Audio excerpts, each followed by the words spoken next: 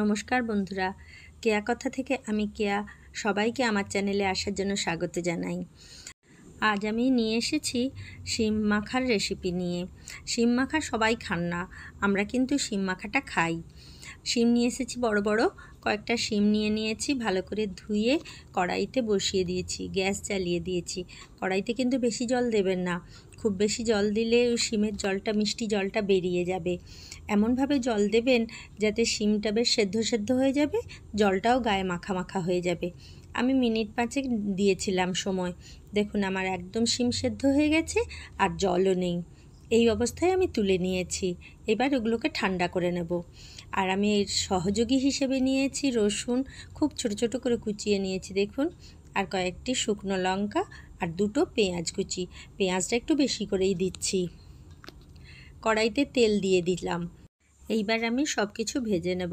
প্রথমেই ভেজে নেব রসুনগুলো আমি এখন অল্প একটু নাড়াচাড়া করে নিচ্ছি। খুব কড়া করে ভাজবেন না, এখন অল্প একটু নাড়াচাড়া করতে করতেই দেখবেন ব্রাউন কালার আসবে। ব্রাউন কালার আসার পর এই সময় আমি দিয়ে দেব পেঁয়াজগুলো।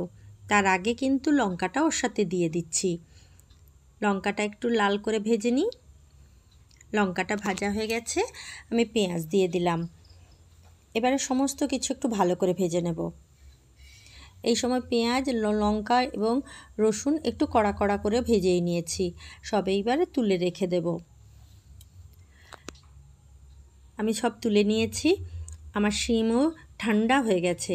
শিমগুলো এইভাবে আমি যেভাবে দুদিক টেনে টেনে সুতোগুলো বের করে নিচ্ছি, এইভাবে আপনারাও বের করে নেবেন। সব মাখাতে অনেকে টমেটো আর ধনেপাতা ব্যবহার করেন, আমার কিন্তু ওটা ভালো লাগে না। সব মাখাতেই টমেটো ধনেপাতা একই রকম যেন হয়ে যায়। আলাদা করার জন্য আমি কিন্তু টমেটোও দিচ্ছি না, ধনেপাতাও দিচ্ছি না, আলুও দিচ্ছি না। এটা শুধুমাত্র শিম মাখা। আপনারা এইরকমভাবে খেয়ে দেখবেন, অবশ্যই ভালো লাগবে।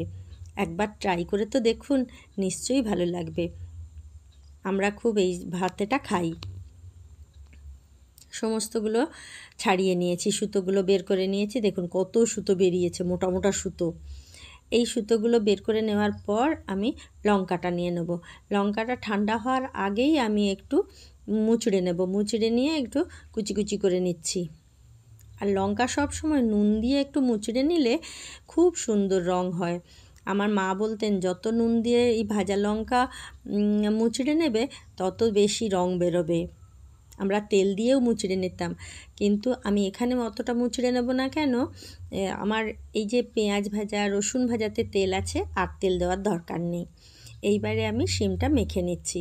খুব ভালো করে মেখে নেবেন, হাত দিয়েই মাখবেন। অন্য কিছু দিয়ে মাখলে আমার মনে হয় ঠিক টেস্ট আসে না। সব কিছুর মধ্যে একটু প্রাণের ছোঁয়া, হাতের ছোঁয়া থাকতে হয়। আমার হয়ে গেছে একদম শিম মাখা, পরিবেশন করে দিয়েছি। আপনাদের যদি ভালো লাগে তবে নিশ্চয়ই একবার খেয়ে দেখবেন। আর খেয়ে যদি ভালো লাগে তাহলে তো অবশ্যই লাইক, শেয়ার, সাবস্ক্রাইব করা আছে। লাইক, শেয়ার, সাবস্ক্রাইব করে আমাকে একটু সাপোর্ট করবেন। সবাইকে ধন্যবাদ জানিয়ে শেষ করছি আমার ভিডিওটা।